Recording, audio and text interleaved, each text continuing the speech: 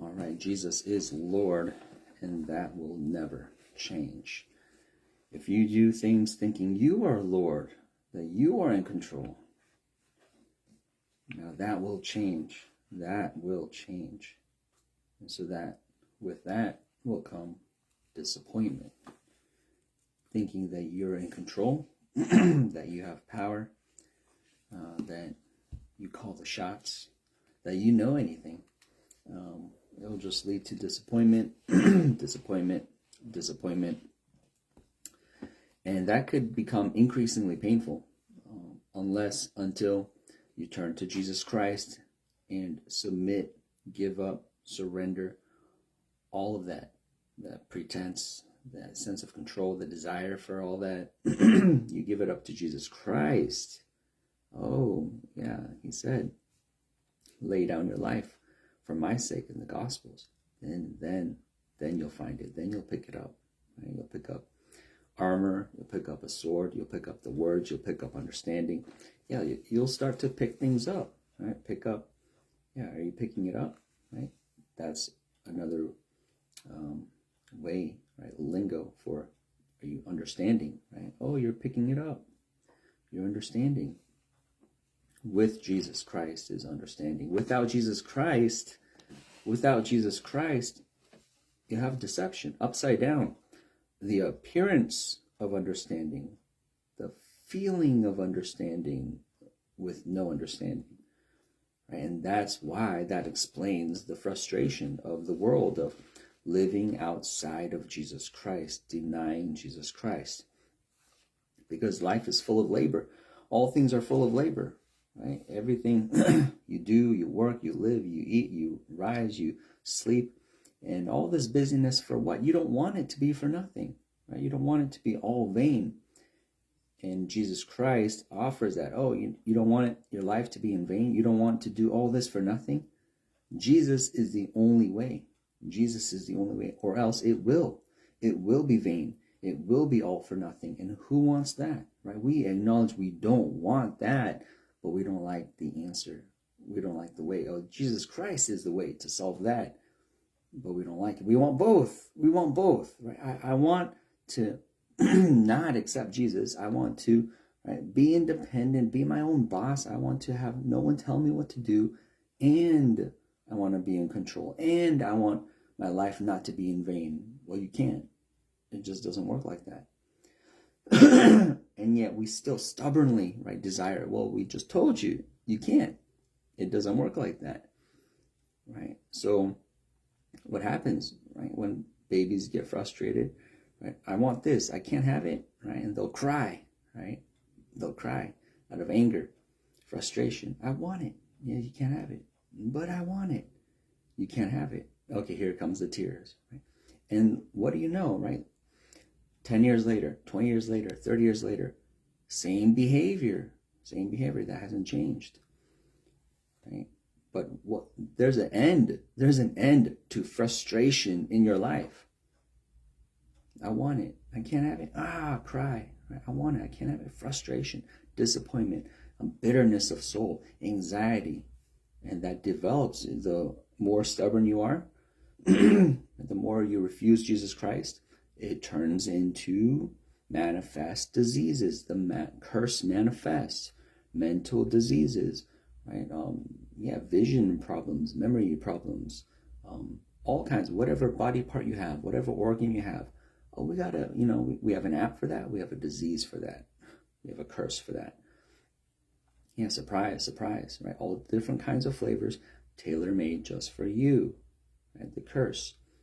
But there's a way out. There's a savior. Right? All these diseases, like a kaleidoscope, right? Just all kinds of colors and shapes of suffering, and yet there's one door, one answer, one savior, Jesus Christ. He can heal all of those diseases for all mankind, for all people, whosoever will hear and whosoever will turn aside, repent from their own way, from their own big-headed, puffed up mind and ideas and stubbornness of way, if they just turn, right, and give up, right? Give up that pretense, give up that pretending. Stop, right? He knows. I know it's hard, isn't it? It's hard. Drop that burden. Right? It's not for you. You can't. That will crush you. Right? And the more we deny it and say no, right? Someone who doesn't know how to do something, right? Did you ride a bicycle before? No, leave me alone. Don't tell me. You do this. Hold it like this. Don't tell me. Then at least wear a helmet. No, I'm cool. I don't need a helmet, right? But you've never rode a bike before, right? You've never lived this life before. Every man that's alive, it's their first time through life. And yet, that's the hypocrisy and the pretense. We're living as if we've done this before. Right? You don't know the way. Every birthday you have, that's the first time that you've turned 31. That's the first time that you're having a 40th birthday. You don't know. You've never been here. And there's degrees of that confusion and stubbornness, right? You won't listen to God. At least listen to your parents. At least listen to the elders. At least listen to those that have lived longer than you. And that's getting worse and worse, right? Even the respect for the elders, that's deteriorating. It's going away. I noticed that, and it was pointed out. My wife pointed it out more acutely when we visited Korea. Not that it's only happening there, but she's able to notice it. It's kind of like a child. If you live with a child, you don't see that they're growing unless you mark it on the wall, and then 6 months later you mark it again, like, oh look, you grew this much. So that's what happened when we visited Korea, because there was a big gap between the last time she went. So she was able to have a clearer comparison of, okay, how things have changed over time. She's not seeing the gradual change. She sees this jump from the last time she was in Korea and the culture. And then now this time we're riding on the bus or the subway, and she notices a pattern, and she's very disturbed and displeased because she sees how the youth are treating the elderly. Like basic manners, like offering the seat, how they regard them, how they talk to them. And she's just like very angry. She's like, oh man, oh gosh, like talking to me and her family members, like, what's happening? What happened? It wasn't like this, and especially because, maybe especially more in the Asian culture, because that's like a fundamental kind of more highly emphasized cultural value, right? Oh no, you got to respect your elders to the point of idolatry, because they'll bow down to this picture frame of a dead relative. So that is bad, right? They take it to that extent. So in a country where it's like they value it to that extent, it's more of a stark contrast, right? Oh, they used to worship ancestors, and now, like, not even respect, not even basic respect. So yeah, in Korea, and I suppose all over the world. But I saw that in Korea, and same in America, right? You hear the same kind of complaints. So wisdom, it's on the decrease, on the decline. So how much worse for God, right? To have ears open to hear God, to defer to wisdom, right? Even in the book of Job, we see the wisdom of Elihu, right? Who's going to speak on behalf of God, but he's going to speak last, respecting physical age. Oh, you guys are older, wisdom should be with the aged. So even though he might be squinting, he might be shaking his head, maybe he's respectful enough not even to shake his head outwardly, but internally he might hear and say, okay, so okay, he hears. He's not speaking up for how many chapters, right? Is this conversation in one day? Like, for how many hours? Elihu's there the whole time. We don't know he's there until he pops up, right? We just think it's whoever's speaking. Right? Okay, he's speaking. Okay, and then your turn. Oh, and then Job, and then a response, and then Job, and then this guy is speaking, and he's holding his tongue. He's listening. He's listening. Even with God, it says, be careful don't haste to speak. Right? Don't offer the sacrifice of fools. Be swift to hear. Listen. Right? Be good at listening. Be skilled at it. be, yeah, favor that, right? Lean towards that. Listen. Yeah, it's not 50-50. There's going to be more listening than speaking. Because you're going to speak that, then you'll be informed, right? Listen, okay, speak based on that. Even that was one of the things that was brought up. I think Nicodemus said, yeah, shouldn't we hear him out? Right? Wisdom, right? He's able to reference that. And even in the law, right? Don't judge until, and that's what he referenced. Don't judge until you hear it out. In the Proverbs, right? At first you might hear something, but then you'll hear more information. Right? You listen. Who's listening? If you're hasty to act, to make decisions, you might be operating on 25% of the full story.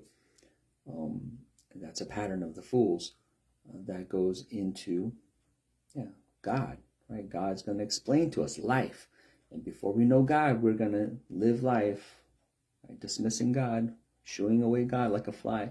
No, okay, I don't need that Christian stuff. No, I know life. Right? I have this phone number in front of me. I have this Google web page and hyperlinks in front of me. Right? So I'm smart. I have access to all these people, other people, the World Wide Web, right? We're a web, interconnected web of people connected with people. So that's what the internet is, right? Other people uploaded that information, and you're clicking on it, and you have access to his mind, his lips, what he said, what they said, what she said. But get this, they're unbelievers. They're unbelievers. So they're not connected to God. She's not connected to God. He's not connected to God. They're not speaking as oracles of God from heaven, right? From heavenly wisdom. So that information is actually, it's there, it's available, you understand it, you can read it, but it's not for you. It's not for you, right? So that's wasting time. It's like you're a mechanic and you're studying biology, right? That's impressive. Oh, you know that? Yeah, but that's bad for you. Or if you're a mechanic, study the engineering, study the pipes and the pistons and the camber and the shaft and the axles and all the parts that you need to know, right? Yeah, it's impressive that you know every ligament and joint and bone in the human body, but is that what you're going to work on? Is that you? Is that how you're made? Is that how you're designed? Is that what you're going to go into? No, then why do you know that, right? Maybe you shouldn't know that. Did you waste time? How much time did you spend, right, memorizing all that? Like, we were applauding at first. We were like, ooh. But when we found out you were a mechanic, we're like, ooh. Like, why? Maybe you shouldn't know that, right? Because, then you're going to move on to talking about, and I also know neurology, right? I talked to this neuroscientist and read all these articles. So you know how to read and look at the chart, the colorful picture and the image of the brain and the x-ray of the bones. So let me ask, how's your study going in the mechanics? 101? You're still on 101? 5th year, you're on 101? That's not, right? So we're identifying a problem here. Man, right? Man, knowing God, the principal thing, right? Fear God. Fear God. The beginning of wisdom. So you fear God? No? How old are you? And you've been studying what? Right? Same scenario, same situation. You are man. You are made in the image of God. And you started off what? Oh yeah, I studied the ox. I studied frogs. We dissect frogs in class. It's awesome. It was so fun. So it really piqued my interest. And now, I want to know more about frogs. Yeah, frogs are coming out of your mouth. You're just talking about frogs and frogs and frogs. You don't know God, right? So you don't know what that means. Like, that's not your identity. That's not what you're supposed to be. That's not what you're made to be. That's not what God called you to be. God called you to be this, right? Upright, right? You read these words, eat these words, it'll make you upright. Right? It'll have you look up. It'll have, without these words of life, Right? What do we see? The decline of man, the rise and fall. Right? Powerful, strong, at the prime of his age, right? 20, 25, and then bones aching, bones shrinking, right? Stooped down, hunched back, right? This cancer, that cancer, right? All the problems of the brain, of the skin, of the eye, of degeneration. With God, we have regeneration, right? Regeneration of our bodies, of our generations, right? Of our children, right? Of nations, right? Regeneration, recouping, restoration, restores, right? We get to be restorers of the breach of desolate places. Oh, we need these people, right? We need salt on the food. Where's the salt? We need light, desperately needed. Even the wicked, right? They want the Christian, like, don't leave, don't leave. We need you, right? Things go well when you're here. Common testimony, right? And you're gonna see that, feel that, experience that in diverse places and situations and scenarios, because the Christians, they're bearers of light. They harbor the truth, the light, the standard. And so, yeah, people dismiss the Christian. Yeah, I don't want to hear it. I don't want to hear it, until they're in such a bad case. Where's that one guy? I need to ask him something, right? Because they know that they're being stubborn, right? Just like the child and the parent, right? In the case of the bicycle again, right? Or anything where they feel confident, don't tell me what to do, right? I can do it. They like that feeling of being independent and in control. But they're getting ahead of themselves, right? You're only 9 years old, you're 8 years old. You do need help, right? But we're rushing. I want to be an adult now, right? It's funny. Little kids, don't call them little kids, right? Because they're going to retort, I'm not little, right? Okay. I'm sorry. Big kid, right? Because they're being told both, oh, you're a big kid now. You're so big. You can do it all by yourself. And so that might get to their head. Yeah, I'm big. I'm bigger. I'm not small. Especially if they have like a younger sibling that's a baby, right? And they see how they treat the baby. It's like, I'm not a baby, right? But you're like 3 years old. Right? But I'm not a baby, right? That's a baby. I'm not a baby. To us, we might think, you guys are both babies. Right? But to them, it's very different. Right? No, give me credit. I'm not little. Right? So they fight for that.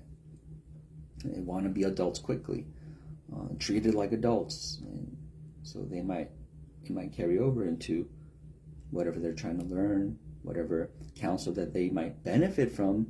Say, no, you guys always tell me what to do. You guys always tell me I'm doing it wrong. Leave me alone for a second, right? And to some degree, that's good, right? Okay, try, okay? You learn, okay, good, right? Have that experience, right? But to a certain measure, right? Because we do need to intervene. We do need to give input sometimes, right? Okay, so now that you tried and failed, let me give you a tip, and they might be more open, right? After they experience the failure, okay, tell me now, right? And God's like that sometimes with us. He knows, oh yeah, let's give you like 5 more days. Oh, here's a phone call. Yes, my son. Yeah, I was expecting your call, right?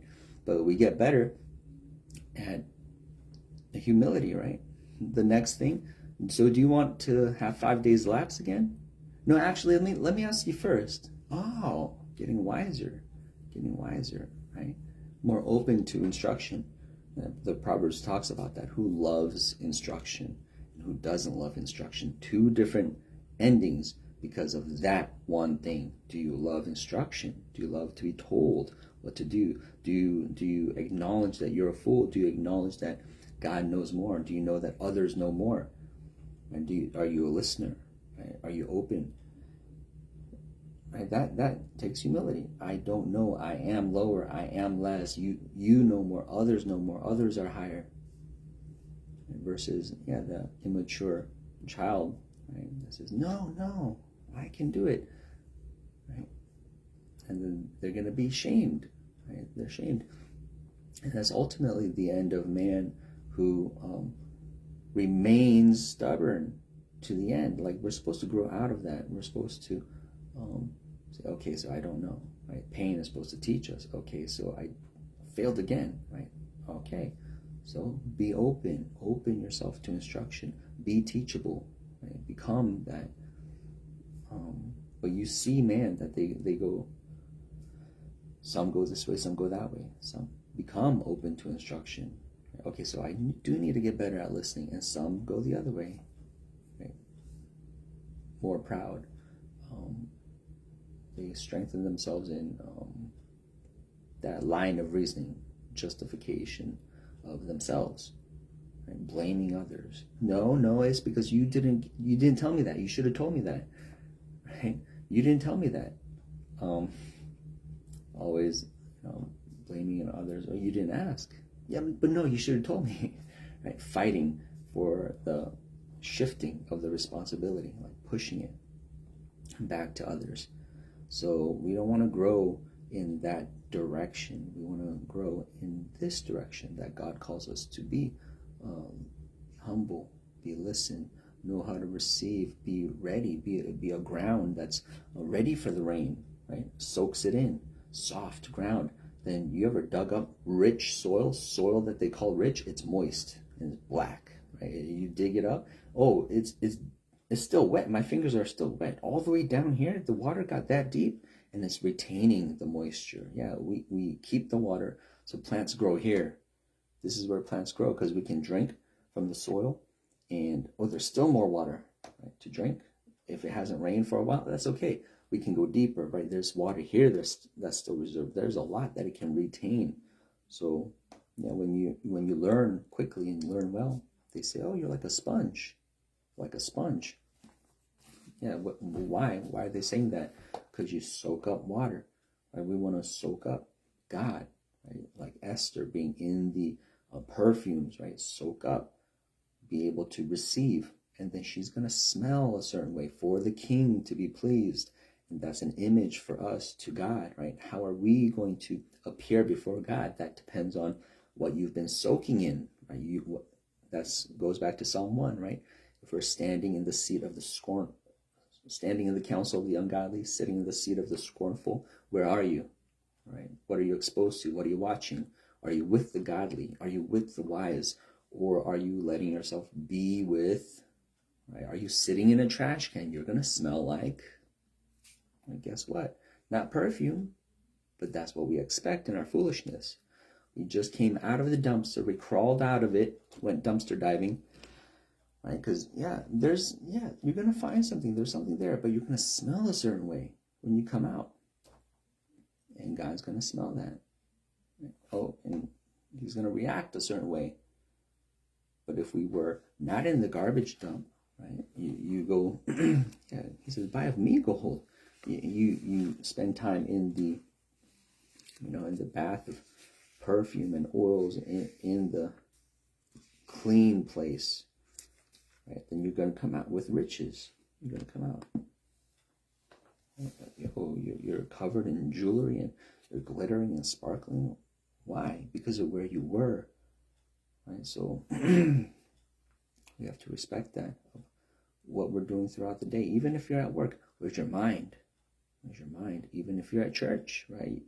You could be half and half, right? And my body's here, but my mind is still in the dumps, right? So control your thoughts, control your environment, be mindful. Like, where are you? Are you meditating day and night? Because, Esther's there for, I don't know how long, 2 years, 2 or 3 years, soaking day and night. Maybe, not 24/7, but she's there. She's there. That was a long time. That seemed like a long time when I was reading that. Like, really? Not ready yet? You would think with how we do it today, just you get a bottle, you spritz, done. So we don't understand, like, what does that look like?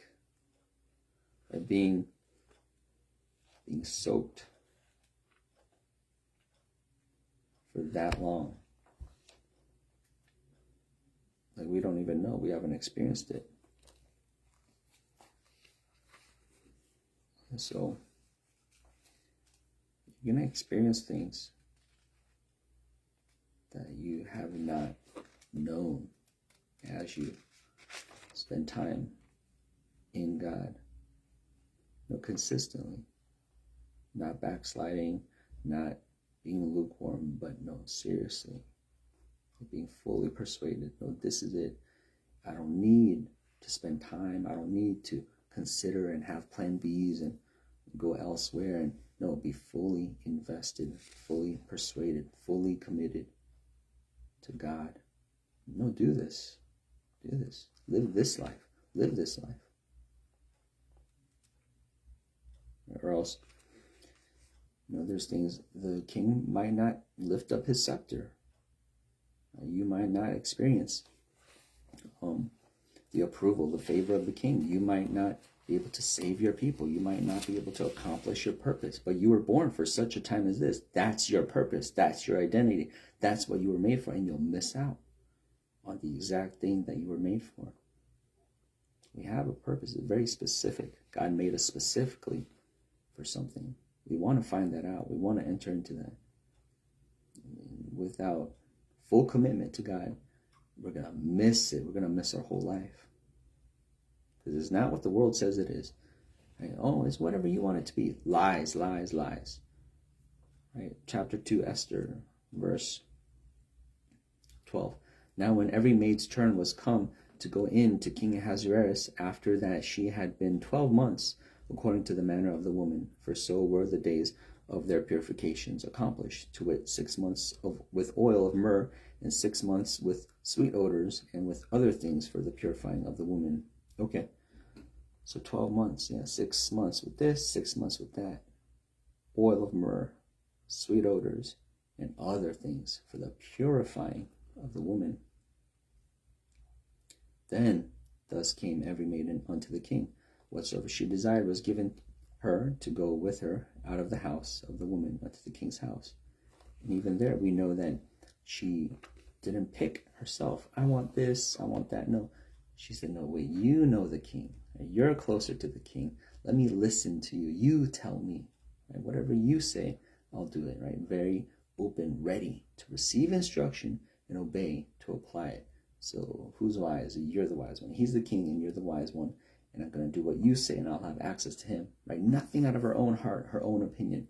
I need to listen, talk into this thing, and let me act. Let me base what I do based on what you put in here. Right? Be open. Be open. Don't be closed, or else you'll be a fool. Because wisdom is not in you. It's in God. In Jesus' name.